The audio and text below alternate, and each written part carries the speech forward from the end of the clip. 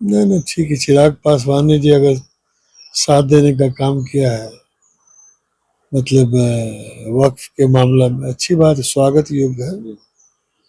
और इतना तो तय है कि पहले की तरह किसी भी सरकार की मनमानी नहीं चलेगी।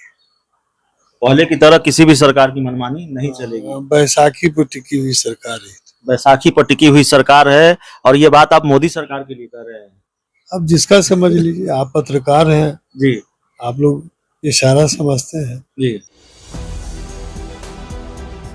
नमस्कार, आप देख रहे हैं 4 PM और मैं हूं अभिषेक मिश्रा। बिहार के राजनीतिक गलियारों में अब यह चर्चा जोर पकड़ने लगी है कि वक्फ संशोधन अधिनियम बिल को लेकर चिराग पासवान के बाद अब नीतीश कुमार भी मोदी को झटका देंगे, बीजेपी को झटका देंगे। सरकार ने, माफ कीजिएगा, ललन सिंह ने संसद में जरूर इसका समर्थन किया, लेकिन दूसरी तरफ ललन सिंह और जेडीयू के नेताओं के साथ मुस्लिम नेताओं की बैठक, या मुस्लिम नेताओं के साथ जेडीयू के बड़े नेताओं की बैठक, और उसके बाद कई तरह के ऐसे संकेत मिल रहे हैं जिससे ऐसा लगता है कि जनता दल यूनाइटेड भी चिराग की तरह झटका देने वाली है। हमारे साथ जेडीयू के कद्दावर नेता गुलाम गौस साहब हैं। सबसे पहले आवाज उठाई थी वक्फ संशोधन अधिनियम बिल को लेकर, और तब भी उठाई थी जब ललन सिंह ने इसका समर्थन किया था। आपने यहां तक कह दिया कि ललन सिंह की निजी राय हो सकती है। आपने नीतीश कुमार पर भरोसा किया था, यकीन किया था और कहा था कि नीतीश कुमार पर भरोसा है और जरूर वो कोई स्टैंड लेंगे।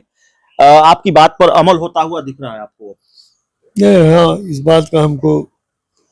बात की हमको उम्मीद थी पहले से भी। नीतीश कुमार बिहार में ऐसे नेता हैं जिन्होंने अगड़ा पिछड़ा, हिंदू, मुस्लिम, दलित, सिख, ईसाई, कोई ऐसा समाज नहीं है जो सरकार की योजना से लाभान्वित नहीं हुआ है।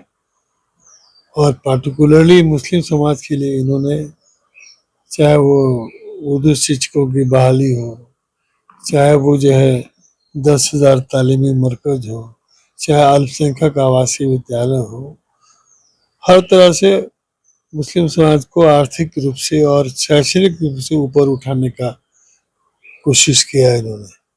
अल्पसंख्यक आवासीय विद्यालय है तो है ही, अल्पसंख्यक छात्रावास है। तो हम लोग को विश्वास था कि मतलब नीतीश जी निश्चित रूप से इसमें हस्तक्षेप करेंगे, और उन्होंने किया है। हम लोगों का नोटिस लिया उन्होंने, और हमें यकीन है कोई अच्छा नतीजा आएगा। अच्छा नतीजा से मतलब तो यह भी निकाला जाएगा कि मोदी जी को झटका लगेगा, बीजेपी को झटका लगेगा, चिराग पासवान ने जो स्टैंड लिया वही स्टैंड होगा। नहीं नहीं, ठीक है। चिराग पासवान ने जी अगर साथ देने का काम किया है, मतलब वक्फ के मामला में, अच्छी बात है, स्वागत योग्य है। और इतना तो तय है कि पहले की तरह किसी भी सरकार की मनमानी नहीं चलेगी। पहले की तरह किसी भी सरकार की मनमानी नहीं चलेगी। बैसाखी पर टिकी हुई सरकार है। बैसाखी पर टिकी हुई सरकार है, और ये बात आप मोदी सरकार के लिए कर रहे हैं। अब जिसका समझ लीजिए, आप पत्रकार हैं जी, आप लोग इशारा समझते हैं। जी, और एक लोकतंत्र में होना भी चाहिए। हाँ, सरकार को निरंकुश नहीं होना चाहिए, किसी की सरकार हो। जब ज्यादा शक्ति मिल जाती है ना, तो आदमी अनाप शनाप काम करने लगता है। तो लोकतंत्र में तो असहमति होती ही, अगर असहमति नहीं हो तो तानाशाही में रूप ले लेता है। अब तानाशाही होगी तो जेडीयू ये बताएगी कि भाई आपकी सरकार नहीं, तानाशाही नहीं है, ऐसा नहीं है।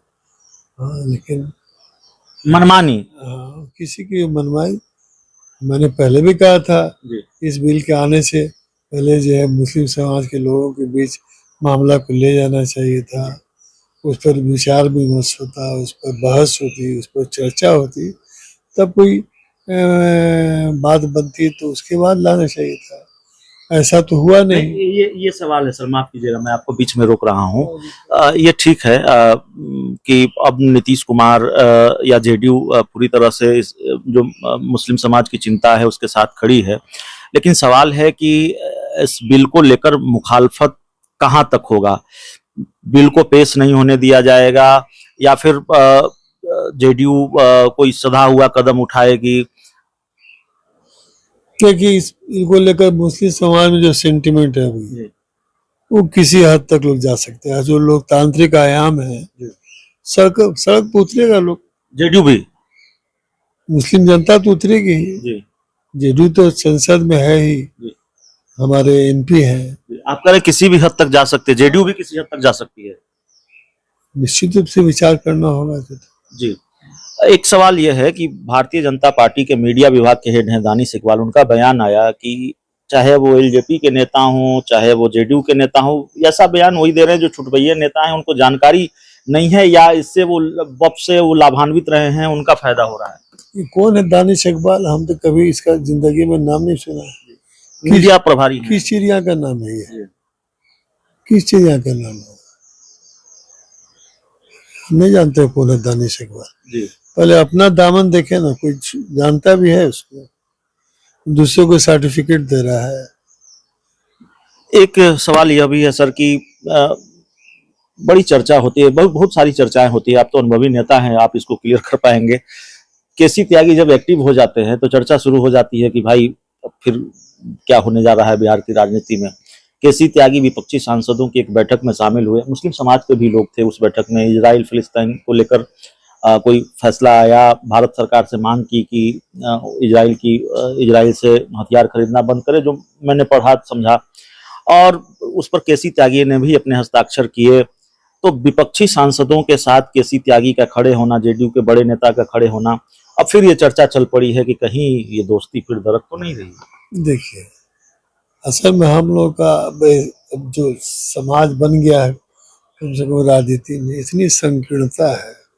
आप याद कीजिए 1962 में, हम लोग तो बहुत छोटे थे, ठीक से याद भी नहीं है, चीन से युद्ध हुआ था, सत्ता और विपक्ष एक साथ नहीं खड़ा हुआ था। 1965 में पाकिस्तान से युद्ध हुआ तो सत्ता विपक्ष एक साथ नहीं खड़ा हुआ था। फलस्तीन का मामला, पीड़ित लोग है, अब किसी के घर में आके जो है अमेरिका जो है बैठा दिया है बाहर के आदमी को उसके देश में। और पहले भी इस सरकार के पहले जो वर्तमान सरकार है, भारत ने हमेशा फलस्तीन का समर्थन किया है, ये अच्छी बात है। एक आखिरी सवाल है, वक्फ संशोधन अधिनियम बिल को लेकर अगर केंद्र सरकार अड़ी, बीजेपी अड़ी, तो सरकार खतरे में आ सकती है, जेडीयू कोई भी बड़ा स्टैंड ले सकता है। नहीं, अब ये सब बात का औचित्य नहीं है, ऐसा कुछ नहीं है। लेकिन हाँ, मनमानी नहीं चलेगी, अपनी बात तो रखेगा ही ना भाई। जी। ये जो बिल है ये बिल्कुल गलत है। ये संविधान के 14, 15, 16, 25, 26, 30 बिल के विरुद्ध है। आप हमारे यहाँ किसी गैर मुस्लिम भाई को रखिएगा वक्फ बोर्ड में, हमको जो है सिख प्रबंधक कमेटी का जो है, गुरु नानक प्रबंधक कमेटी, उस पर रखिएगा। यहाँ जो है अयोध्या में जो बना है ट्रस्ट, उसमें मुस्लिम को रखिएगा। सब ठीक है, सबकी अपनी आस्था है।